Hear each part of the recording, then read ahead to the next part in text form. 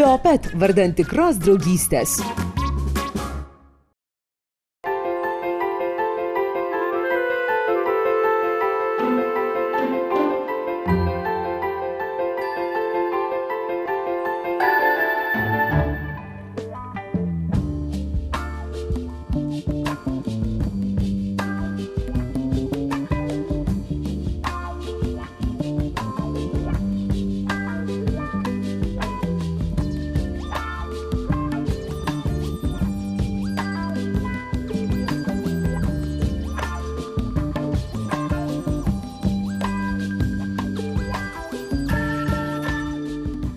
Sveiki, mėlyjei.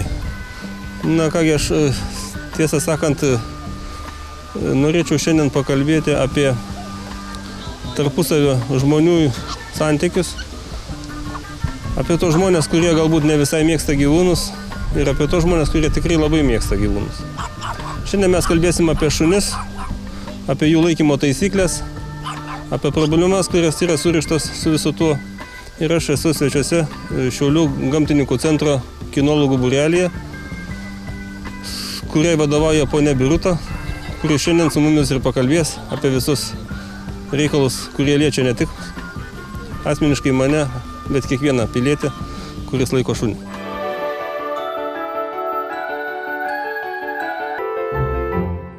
Aš labai džiaugiuosi tave šiandien sutikęs čia mūsų prie Saulės berniuko aikštėj, kur jūs renkatės kai kada su šuniukai, su savo būreliu. Aš pristačiau žiūrovams, kad jūs esat gamtininkų centro kinologų klubas ar būrelis ir manau, kad visi, kurie norės dalyvauti jūsų veikloje, galės drąsiai kreiptis į Šiaulių gamtininkų centrą ir tiesiog su tavim susisiekti.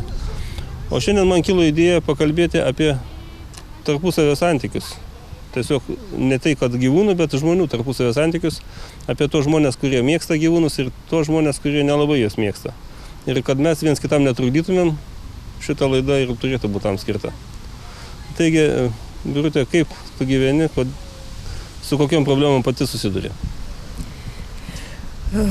Mūsų problemos tai aišku yra didžiausias, kad yra supriešinami žmonės, kurie myli keturkojus augintinius ir tie, kurie jų nemyli. Kadangi pas mus į būrelį vaikai susirenka su šuniukais ir ne visada tėvai gali atvežti, jiem tenka ir viešuoju transportu keliauti, nes atvažiuoja vaikai ir iš Pietinio rajono, ir iš Medelyno, ir iš Ginkūnų. Yra buvę ir toks incidentas, kad vairuotojas pasakė, autobusas nepajudės iš vietos tol, kol neišlips vaikas su šuniuku. Nors Šiaulių miesto taisyklės nedraudžia vežti gyvūno autobuse. Bet ir vairuotojas buvo šunų nemėgėjas ir jisai tiesiog išprašė vaiką lauk. Tai čia vienas toks incidentas. Aplamai yra supriešinami dar ir žmonės, kurie mėgsta ir nemėgsta šunų. Tai pasirodo labai didelė problema yra šunų vedžiojimas. Ne kiek vedžiojimas, bet kiek šuniukų gamtinių reikalų atlikimas. Vieni už tai, kad rinkti šunų ekskrementus, kiti, kad nerinkti. Vieniem pasirodo tie kakuliai labai trukdo ir tai yra vos ne globalinė problema. Mūsų būrelis, aišku, yra už tai, kad rinkti. Mes skaitom, jeigu mes savo privačioj teritorijoje susitvarkome ir neleidžiam kauptis išmatom šunų, tai turėtumėm tą daryti ir mieste. Yra skirtos šunų vedžiojimo vietos, bet ne visada žmonės vedžioja ten, kur yra skirtos aikštelės, vedžioja ir po miestą vaikšto. Ir mes šiandien neatsitiktinai susirinkom prie Auksinio berniuko, kadangi ir čia labai daug vakarais vedžioja šuniukų. Bet mes galim ir pasižiūrėti, tikrai čia pakankamai švariai yra aplinka. Mes turime tokį tikslą, kaip ir švietėjišką. Visą gegužės mėnesį mes vaikščiojom, stebėjom, kaip vedžiojami yra keturkojai augintiniai. Ir tiesiog kalbinom žmonės Gal ir vaikai papasakos, kokios buvo reakcijos.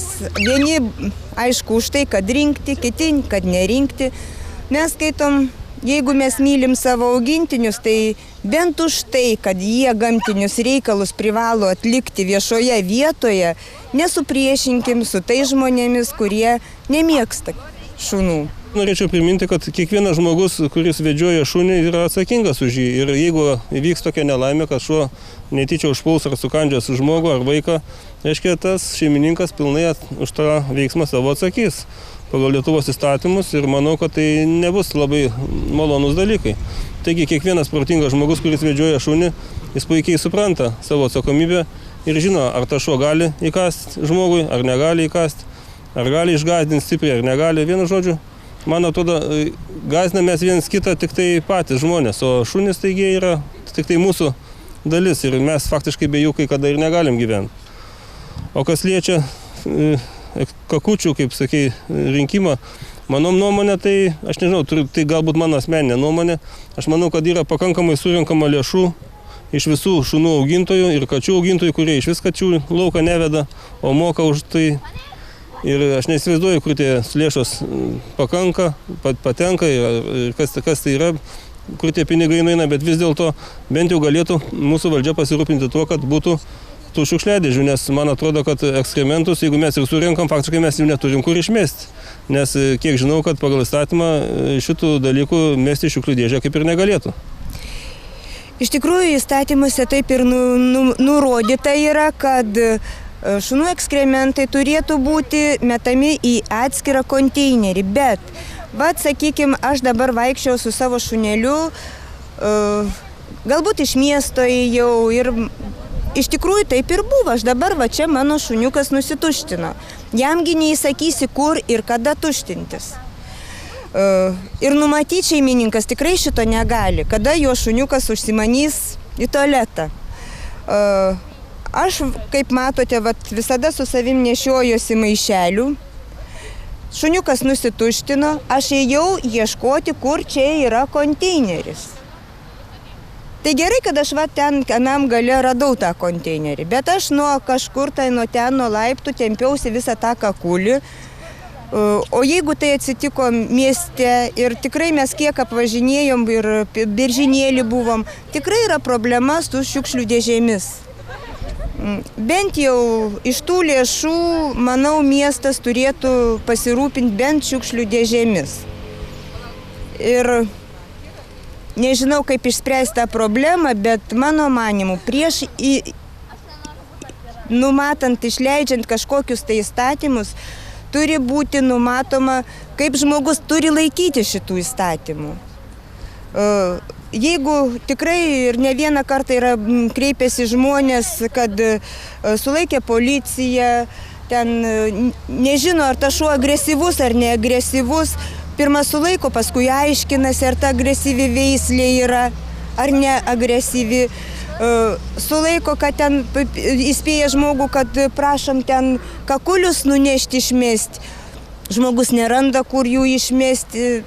Tai tokius, sakykime, dalykus turi pirmą numatyti, o paskui išleisti įstatymus. Nes vis tik įstatymas turi būti žmogaus geroviai. Aplamai įstatymas yra tam, kad juo kažkas naudotųsi. Jeigu juo niekas nesinaudoja, aš nemanau, kad tas įstatymas aplamai jis reikalingas. Ir aš neįsivaizduoju, ką mūsų valdžios vyrai veikia, priimdami tuos įstatymus, nes jie, kaip sakyti, patys jais nesinaudoja ir nežino, kaip naudojasi kiti tais įstatymais. Taigi, manau, vien tik tam, kad sėdėti ir gaišti laiką ten, geriau jie vaikščiotų ir rinktų tos kakučių šunų. Ir galbūt mokesčių mokėtojai galėtų surinkti jiem pinigų iš savo, reiškia, atlyginimų. Ir gal gautų algą netgi didesnė, ką surenka, negu jie gauna ten kažkur tai sėdėdami valdžioje, ar ne taip manai? Aš manau, kad įstatymai yra reikalingi, kitai būtų anarchija. Ir jeigu aš kaip minėjau, mes prižiūrim savo namus, savo nuosavybę prižiūrim, galbūt žmonės, kurie gyvena nuosavose namuose, daugiau šitą jaučia, kad savo aplinką reikia tvarkyti, savo kiemą tvarkyti. Miestas tai irgi yra mūsų kiemas. Mes privalom irgi kažkokios tvarkos laikytis. Bet tik tai tie įstatymai turėtų būti, sakykime, palankus kiekvienam žmogui. kad tu nebūtum priverstas nusižengti tam įstatymui. Reikėtų didesnį iš tikrųjų dėmesį kreipti į tai, kaip yra laikomasi gyvūno gerovės. Ar jie prižiūrimi, ar neprižiūrimi. Ir tas mūsų būrelis jau gamtininkų centre veikia virš 10 metų ir jau užauginta ne viena karta. Galbūt ir taip nuskambės, bet iš tikrųjų vaikai tai yra mūsų ateitis. Ir tie vaikai, kur užauga kartu su mumis ir rūpinasi savo gyvūnais, jie tas savo idėjas visas paskleidžia ir tarp kitų. Ir manau, kad ta padėtis tik tai gerės ir gerės ir gerės. Aš dažnai pastebiu, kai, jeigu kalbant apie žmonių santykius, tiesiog eini su šunim ir moteris ar vyras, kai kada, tiesiog tai yra gyvenimo istorijos. Ir būna taip, kad tas vaikas, sakykime, jisai nežino net, kas tas šuo yra, jis dar per daug mažas, jisai ten tiesiai į rankas į tą šuniuką, jam norisi ir paglostyti, ir pabūti, reiškia. O tėvai yra patys labai bijo tų šunų, nežinau, kas atsitiko, ar tai gal jų psichologinė problema yra, ar tai buvo, kada tai išgąsdinti stipriai, nežinau. Bet aišku, reikėtų kreiptis pas galbūt psichologus ir susitvarkyti tos visus dalykus, dabar žmonėms galima padėti tokiais atvejais, bet jie nustatinėja savo vaikus, kad tu neglostyk, tau įkas. Reiškia, ką tu galėtum pakomentuoti apie tokį dalyką, kad kaip reikėtų tiem tėvam, kurie patys nežmoniškai bijo šunų ir turi vaikų, kad tie vaikai nebūtų tokie kaip tie tėvai. Patarčiau nusipirkti mielą dekoratyvinį šuniuką. Ir tada dings visas baimės, nes irgi tikrai ir bendrauju daug ir su suaugusiais žmonėm, ir su vaikais bendrauju. Kol žmogus pats neaugino šuniuko, jisai nesupras, kas tai yra šuniška meilė. Ir mano pačios šeimoje tai buvo, mano mama tikrai buvo nemėgėja šunų, baisi nemėgėja. Ir aš jai padovanojau šuniuką. Ir jinai beprotiškai mylėjo, kiek tas šuniukas gyveno, jinai jį beprotiškai mylėjo.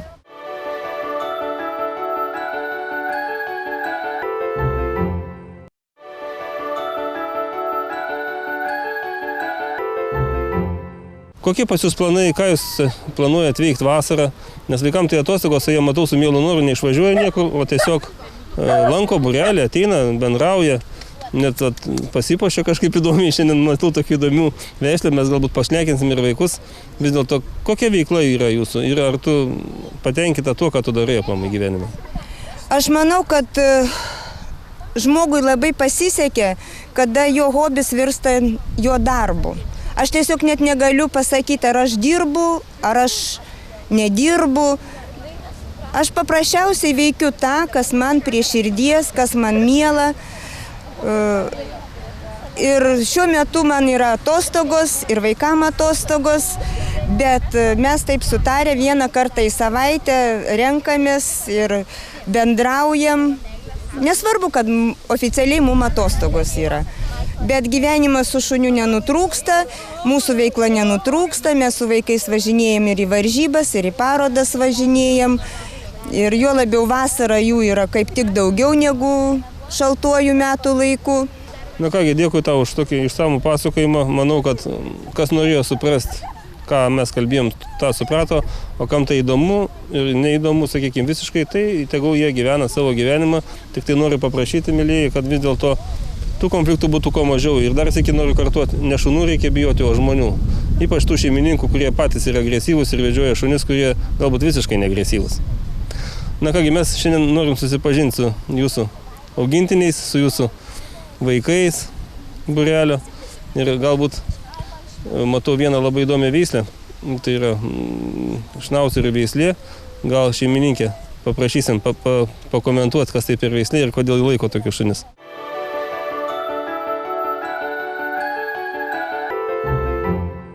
Gal tu gali šiek tiek pakomentuoti apie šitą veislę, nes matau, tie šunys yra pakankamai tokie įdomus. Jų kirpimas toks savotiškas, vienas šnaucerį ir aplamai, taip nukirta, matau pirmą kartą. Kiek esu sutikęs šnaucerį, jie yra šiaip triminguojami šunys, juos reikia pešioti, mūsų žiūrovai tai turbūt žino. O vis dėlto, kas tave paskatino šitaip, reiškia, tą šunį padaryti iš jo? Tiesiog taip reikia, visi taip daro ir nes auga naujas kailis ir reikia seną išpešti, kad galėtų naujas augti. Tai čia gal dar jaunas šuniukas ar kiek jam čia amžiaus? Čia jau metai, čia jau antrą kartą peštas. Antrą kartą? Taip. O jisai galėtų visada tai būti nupeštas, ar reiškia, koks turėtų būti iš tikrųjų, va šitas šunelis, jisai toks su plaukais, nenupeštas, tai gal toks turėtų būti, ne? Jį irgi jau greitų laiko reiks pešti, nes kai jau pešasi kailis, kai pats krenta, tada jau laikas. Aišku, sakykime, o šitą veislė šnauceriai, jų būna juk įvairių, reiškia, dydžių. Gal tu galėtum papasakot mūsų žiūrovams, reiškia, kas tai yra per veislė ir ne tik apie šitos šnaucerius, čia yra patys mažiausia, cverk šnauceris, ne, vadinasi. Taip. O būna dar ir didesnių mitė šnauceris ir yra didėjai šnauceriai. Nežiūrint į šuns šitą, sakykime, ūgį, ar yra didelis skirtumas jų charakterio bruožuose? Nelabai. Kiek teko bendrauti, tai ne. Visi panašus šiaip. Nesvarbu, jis mažas, jis didelis. Jie pakankamai šiaip yra kaip ir skaitos tarnybiniai šunis. Ar mažiukai dekoratyviniai daugiau? Jie buvo veisti gaudyti žiurkiams. Dabar tik tais šiaip kaip kompanionai. Ir šiaip labai komunikabilus šunis. Visur ir sargus, ir draugiški, ir visur jos galima kartu. Jiems reikia šeimininkų, draugų ir labai prisirišę. O tu čia abudu jos laikai, čia abudu tavo šunys jie? Ir smagu taip du šuniukus laikyti namuose, pavyzdžiui. Taip, ir mums, ir o tėvai, jiems. Tėvai kaip reaguoja į tokius dalykus, kad vis dėlto tai yra du šunys namie ir reikėjo prižiūrėti, ar jau jie tada, sakykime, taip visą ant tavęs sako, tu gal pati tvarkykis tavo šunis ir mums neįdomu. Ne, kažkaip visiems šeimos nariams įdomu. Taip, ir visur kartu dalyvaujam ir visi vedžiojam. Mes matom čia tokį patį ir baltą šnaucerį. Šiaip baltų šnaucerį aš esu matęs gan retokai. Tai yra kažkoks tai albinosas, ar tai vis dėlto dabar jau populiarus jie darosi. Vat šeimininkė pašnekinsim. Kaip vardas tavo? Brigita. Brigita, baltas šnauceris, tarp kitko, tai yra tikrai dar gan retas šuo. Taip, retas. Ir kaip jis pas save pakliuvo, kodėl tu nutarė, ar čia dėl to, kad jis tau paprasčiausiai patiko, ar jau iš anksto ieškojai tokio šuns ir norėjai būtent balto šnaucerį? Kažkaip, nežinau, turim ir mamytę šito šuniuką.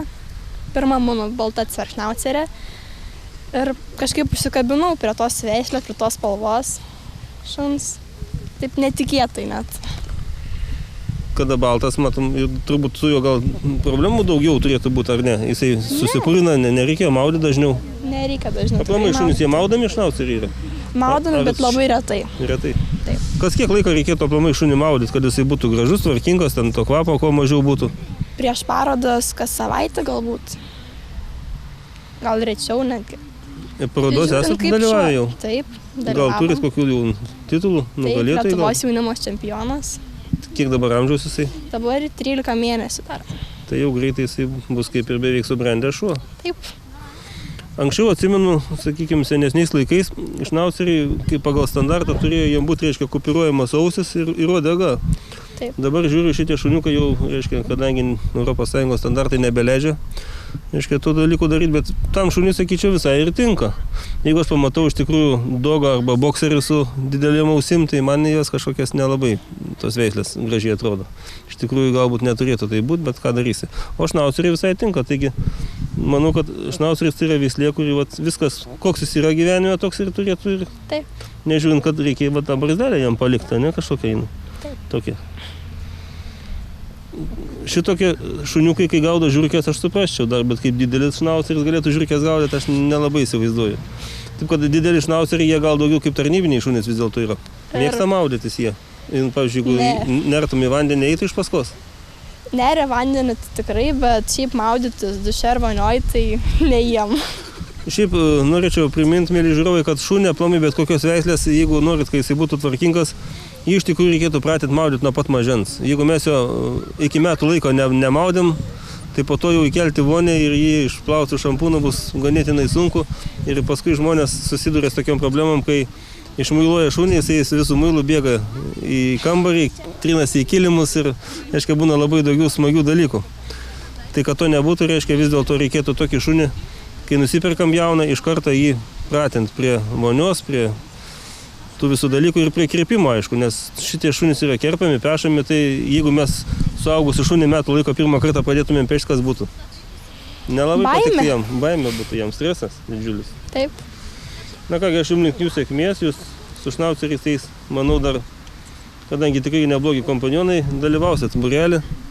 Ir tiesa, kalbant apie būrelį, kaip tau pačiai? Patinka čia vaikščioti ir dėl ko tu aplamai į tą būrelį eini? Visų pirma, tai labai gera vadovė, kaip draugė tiesiog jau. Ir labai gera kompanija čia ir tiesiog smagu. Patinka visa šita veikla mūsų, parodas, kurias važiuojame visi kartu.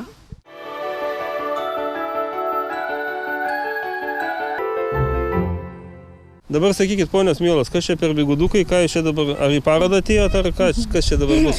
Ar tik tai ruošiatės parodai? Mes ir jas rišam, todėl kad augtų plaukai juose, nes geriau auga plaukai, kai jas rišam. Kai suriši? O tai naktį juos paleidžiat gal? Ne, nepaleidžiame.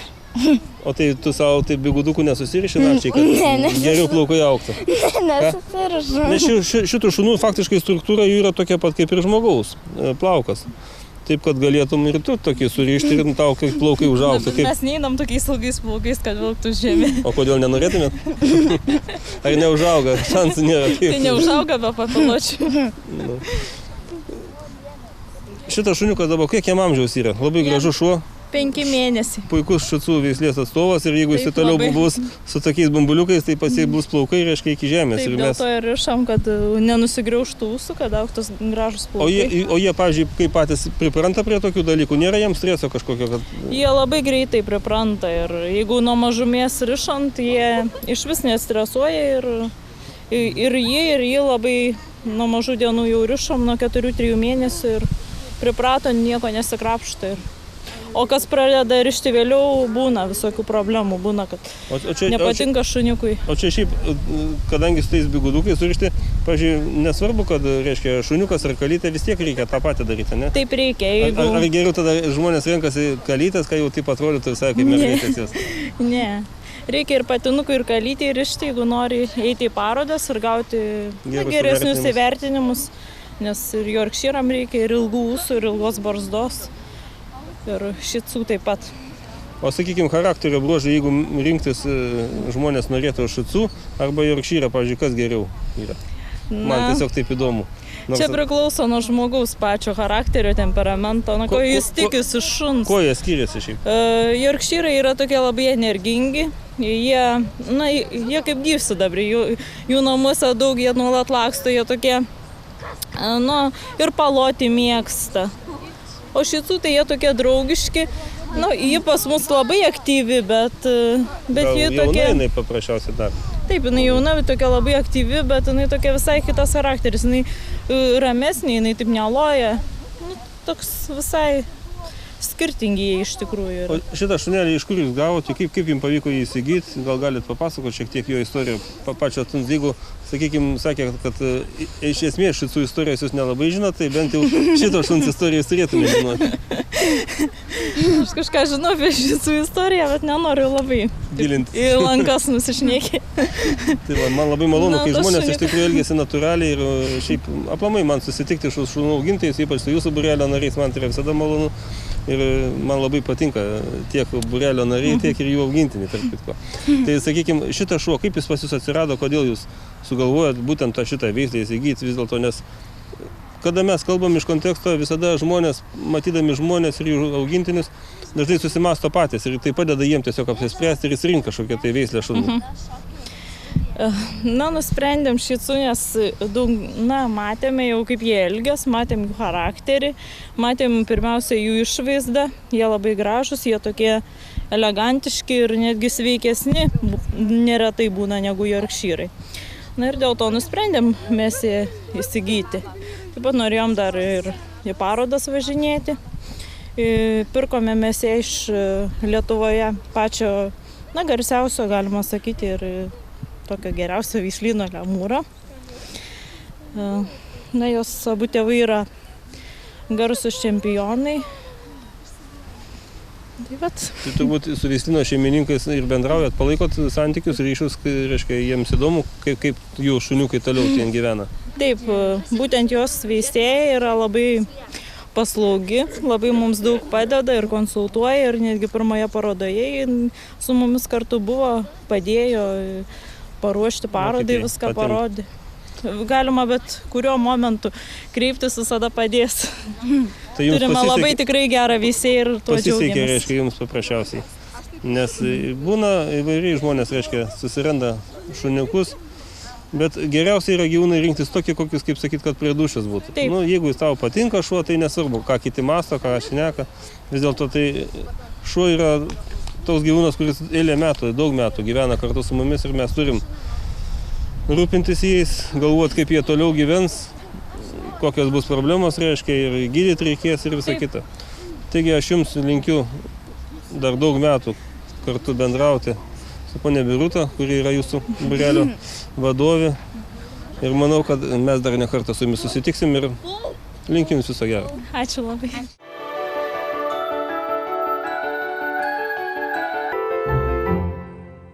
Kaip tavo vardas? Veronika. Veronika, mačiau, labai norėjai pakalbėti šiandien. Ir mes nutarėm tau šitą teisę suteikti. Ir šito, kokį tu čia šunį turi? Šeltį. Šeltis. Jis dar mažas toks ar jis vis dar užaugs kažkiek? Standartą tai gerai, dar geras ūgis jos. Pagal jį tai jis tiktų jau. Parodos eisi? Mes jau einam. Jau einate parodos. Turit gal kokių įvertinimų? Turim labai gerai, labai perspektyvų. Tai čia yra tokie įvertinimai. Labai perspektyvus jisai. Manau, jeigu tu lankysi šitą būrelį ir būsi pati perspektyvė, tai tavo šuo turbūt jisai pasieks didelių rezultatų. Ir aš tau linkiu tikrai daug sėkmės ir manau, kad šitas šuo tavo gyvenime tikrai nebus paskutinis. Nors labai gaila, aišku, šunis trumpiau gyvena už mus ir mes privalom jį rūpintis iki pačio galo. Taigi, mėly žiūrovai, šiandien aš ir baigsiu laidą. Nuo mūsų klubo linkiu sėkmės šunų augintojų klubui, ponai Birutai, kuri yra tikrai puikiai vadovė. O jums linkiu viso gero. Susitiksim kitose laidose.